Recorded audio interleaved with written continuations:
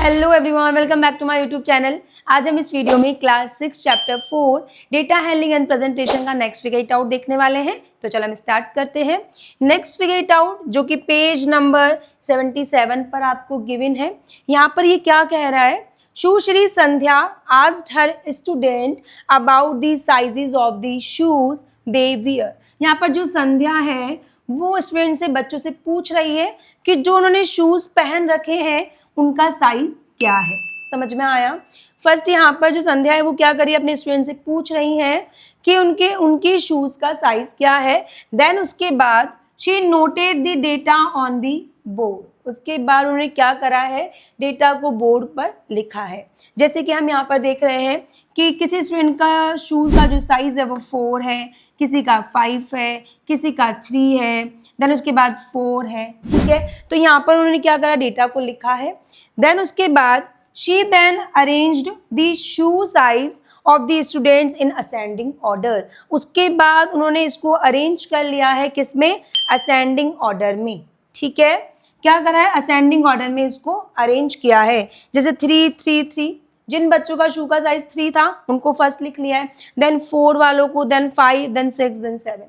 इससे क्या होगा ना, इससे हमको शू साइज बताने में बहुत आसानी होगी कि कितने स्टूडेंट के शू का साइज 5 है, कितने स्टूडेंट के जूतों का साइज क्या है, 4 है। ठीक है, तो ये आसानी होंगी हमको बताने में, इसलिए यहाँ पर असेंडिंग ऑर्डर में इसने अरेंज किया है। ठीक है, आगे बात करते हैं। इसके बाद हमको यहाँ पर ये गिवन है कि help her to figure it out the following. हमको क्या करना है, इसको फिल करना है। फर्स्ट क्वेश्चन यहाँ पर क्या कह रहा है, the largest shoe size in the class. ठीक है, सबसे बड़ा शू का साइज कौन सा है, तो यहाँ पर हम क्या कह देंगे, 7 है। सबसे बड़ा क्या है, 7 है, तो हम यहाँ पर क्या लिख देंगे, 7। देन उसके बाद the smallest shoe size in the class, सबसे छोटा यहाँ पर आपसे पूछा है, तो यहाँ पर सबसे छोटा क्या है, 3 है, तो हम यहाँ पर क्या लिख देंगे, 3 लिख देंगे। समझ में आ रहा है, बहुत सिंपल है। इसके बाद नेक्स्ट यहाँ पर क्या है, there are dash students who wear shoe size 5। कितने स्टूडेंट हैं जिनके शू का जो साइज है वो 5 है, तो यहाँ पर आप काउंट कर लो, ये कितने स्टूडेंट हो जाएंगे यहाँ पर, देन 3 3 6, देन 3 9, देन 10। ठीक है, तो 10 स्टूडेंट्स के जो शू का साइज है वो क्या है, 5 है।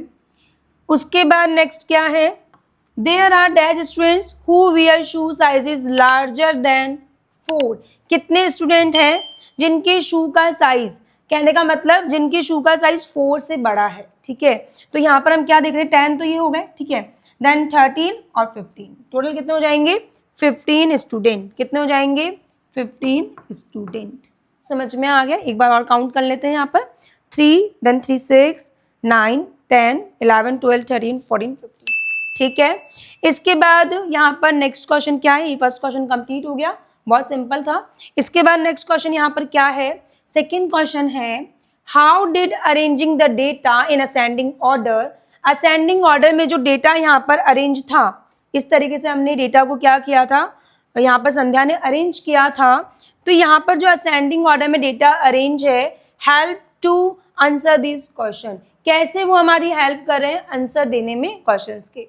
ठीक है, वापस समझना, how did arranging the data in ascending order help to answer these question.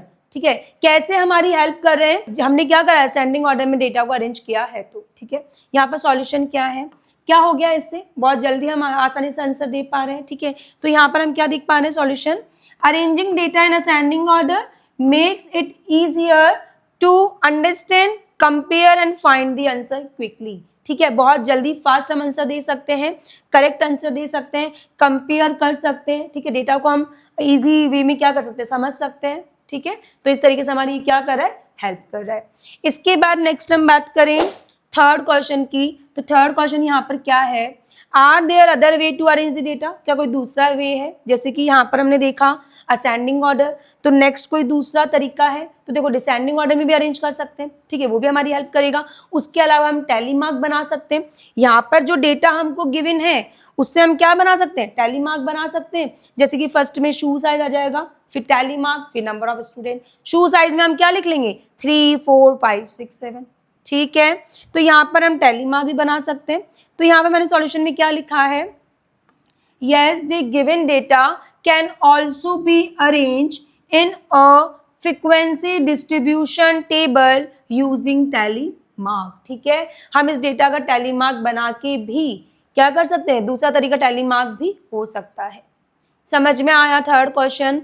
इसके बाद नेक्स्ट हम बात करते हैं फोर्थ क्वेश्चन की। फोर्थ क्वेश्चन यहाँ पर क्या कह रहा है देखना, फोर्थ क्वेश्चन है write the names of a few trees you see around you. ठीक है, यहाँ पर आप देख पा रहे हो कि ये टेबल जो है इसमें 2 ट्री के नाम आपको गिवन है। देन आपको यहाँ पर 2 ट्री मन से लिखना है। ठीक है, उसके बाद नंबर ऑफ ट्रीज, यहाँ पर आपको क्या करना है, इसको देखो ये आपको खुद करना है सेल्फ। यहाँ पर ये कह रहा है राइट द नेम्स, आपको नेम्स लिखना है कुछ ट्री के जो कि आपके आसपास है।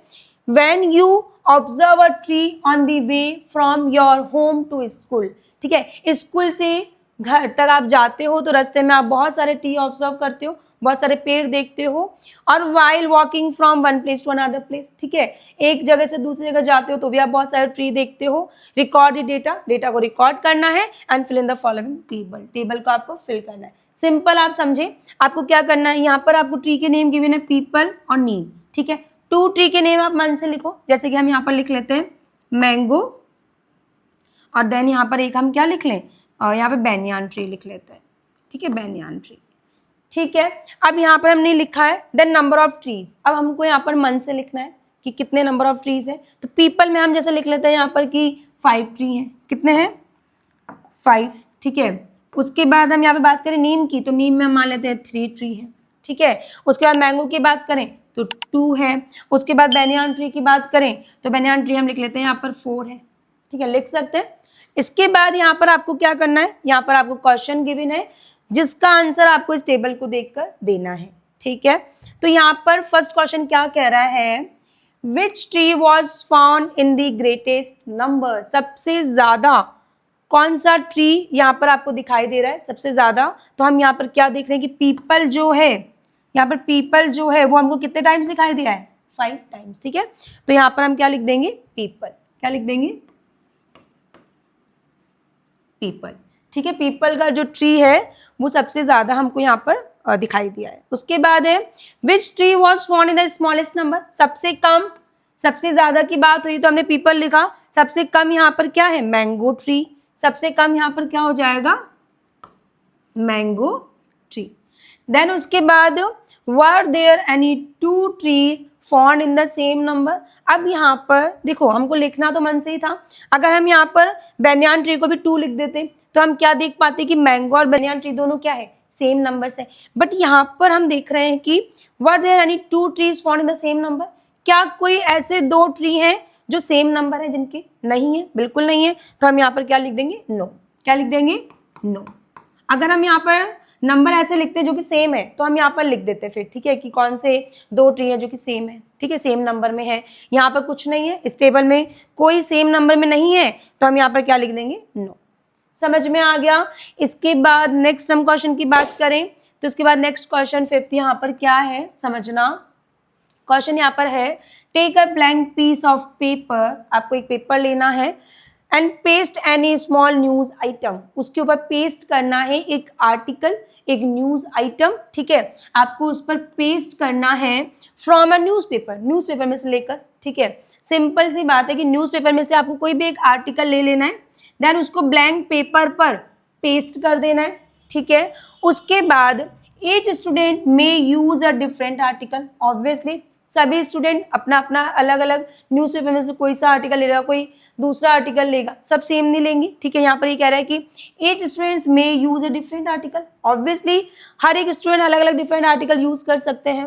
Now prepare a table. उसके बाद आपको क्या करनी है, टेबल प्रिपेयर करनी है।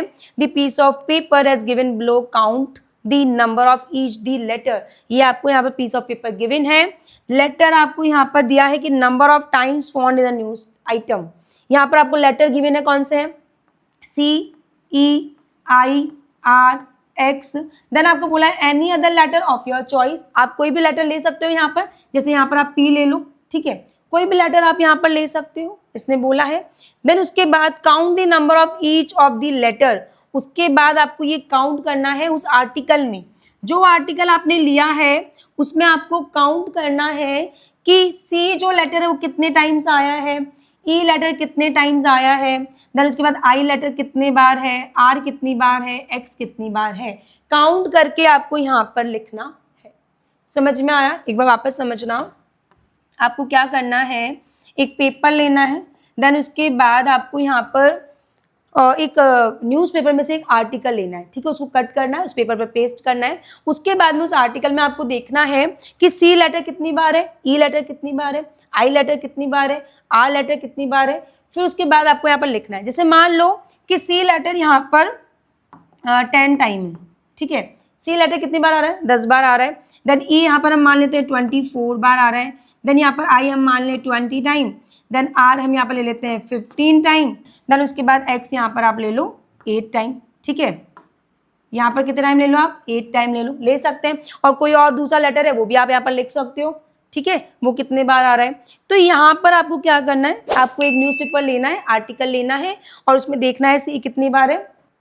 इसके बाद यहाँ पर ये कह रहा है कि आपको क्वेश्चन के आंसर देने। फर्स्ट क्वेश्चन क्या है, the letter found in the most number of times is, सबसे ज्यादा बार कौन सा लेटर है, यहाँ पर आप देख पा रहे हैं सबसे ज्यादा बार कौन सा लेटर है, ई लेटर है। तो हम यहाँ पे क्या लिख देंगे, ई, क्या लिख देंगे, ई लेटर जो है सबसे ज्यादा बार आया है। देन उसके बाद सेकंड क्वेश्चन क्या है, the letter found in the least number of the times, सबसे कम अगर हम यहाँ पर देखें तो x जो है, वैसे भी अगर आप देखेंगे तो x जो है वो आपको बहुत कम वर्ड्स में दिखाई देगा, ठीक है। तो x यहाँ पर सबसे कम हो जाएगा, तो हम यहाँ पर क्या लिख देंगे, लीस्ट नंबर ऑफ टाइम्स में x, ठीक है, समझ में आया।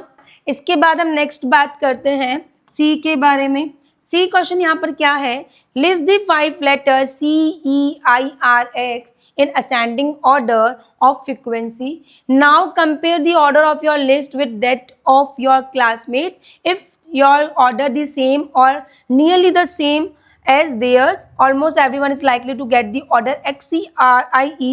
Why do you think this is the case? अब यहाँ पर आप समझना, आपको क्या करना है, सिंपली यहाँ पर क्या कह रहा है कि C E I R X को असेंडिंग ऑर्डर में अरेंज करना है। अब असेंडिंग ऑर्डर हम क्या देखेंगे कि असेंडिंग ऑर्डर यहाँ पर बनेगा 8, देन उसके बाद 10, ठीक है, उसके बाद 15, 20 और 24।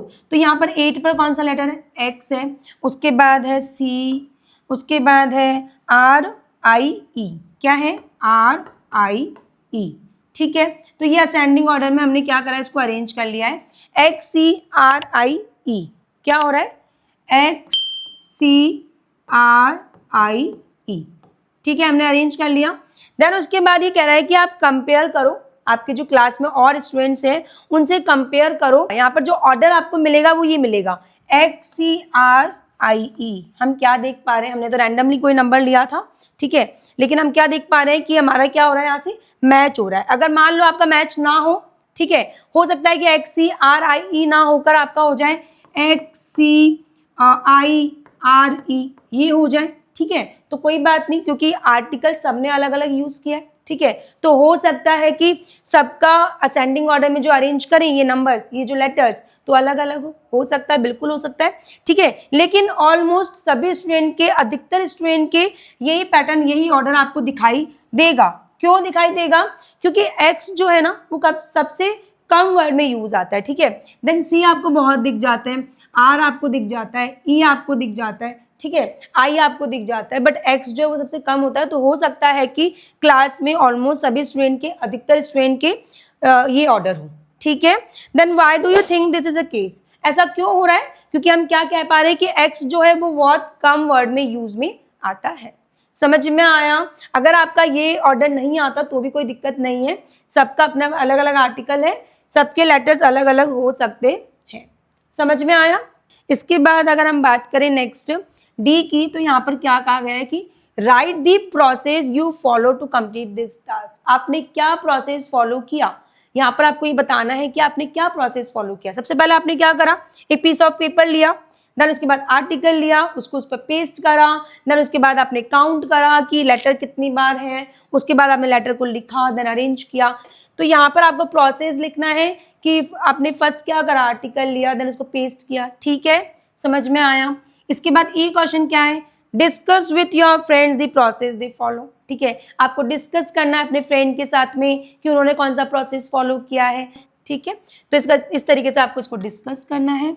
इसके बाद एफ क्या है, if you do this task with another news item, अगर आप दूसरे न्यूज आइटम के साथ इस टास्क को करते हैं तो what process would you follow, तो कौन सा प्रोसेस आप फॉलो करेंगे। ठीक है, इसमें आपको स्टेप बताने हैं। समझ में आया, तो ये एक तरीके से एक्टिविटी है जो आपको सेल्फ करनी है। तो आज हमने इस वीडियो में पेज नंबर 77 पर जो फिगर इट आउट आपको गिवन था उसको कंप्लीट किया है। नेक्स्ट वीडियो में हम नेक्स्ट फिगर इट आउट देखेंगे।